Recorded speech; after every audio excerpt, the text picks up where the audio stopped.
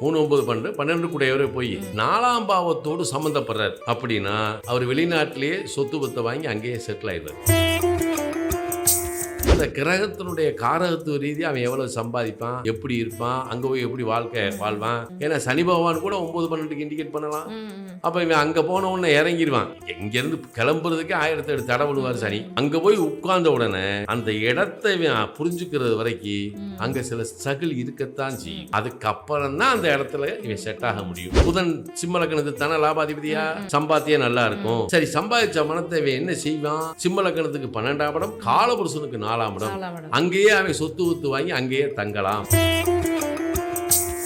அந்த 5 8ன்றது 7ஆம் இடத்துக்கு தன லாபாதிபதி. இப்ப இந்த குரு தசை இவன் எங்க போய் உட்காரானோ அந்த கம்பெனிக்கு இவன் உழைச்சு கொடுப்பான். அந்த கம்பெனி டாப்புக்கு போயிடும்.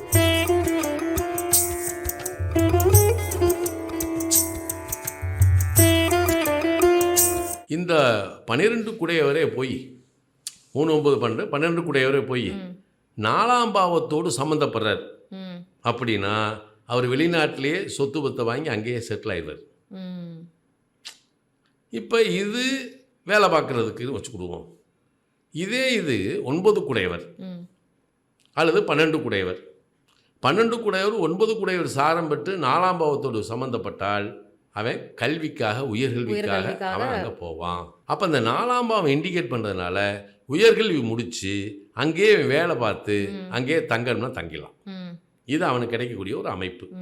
அப்போ எஜுகேஷன், ஹையர் எஜுகேஷன் 9ஆம் இடம் தான் இல்லையா? அப்போ 9ஆம் பாவம் இண்டிகேட் பண்ணி 9 12ஆம் பாவத்துக்கு மட்டும்தான் இது குறியாட்டுது அப்படின்னா எஜுகேஷனுக்காக போகலாம். ஏன்னா 6ஆம் பாவம் குறியாட்டினா தான் அங்கே வேலை இல்லையா? 6ஆம் பாவம் சர்வீஸ், 6 10 இண்டிகேட் பண்ணணும். அந்த காலகட்டங்களில் அவன் அங்கேயே வேலைக்கு போயிடலாம்.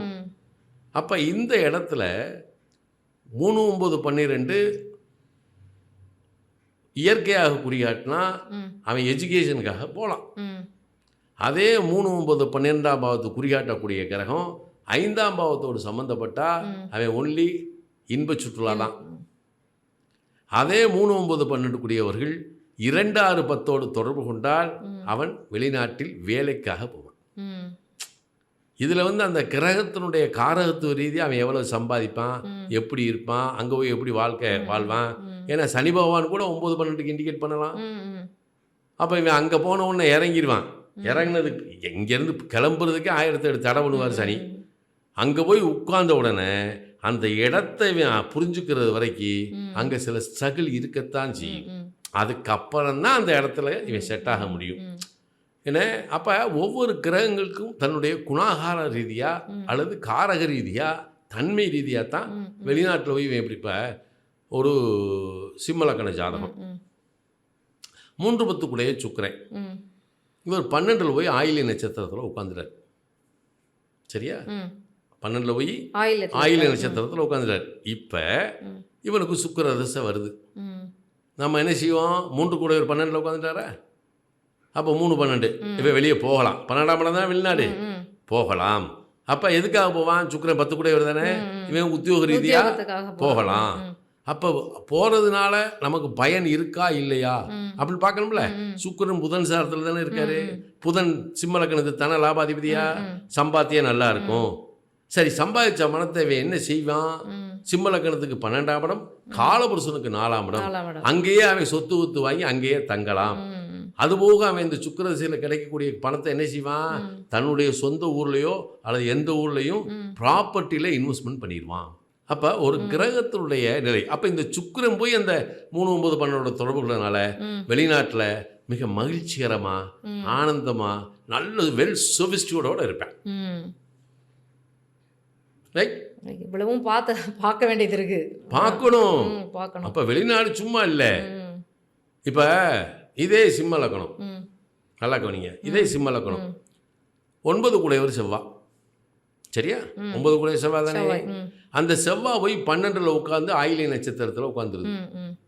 இப்போ செவ்வாய் அந்த இடத்துல நீச்சமா இல்லையா?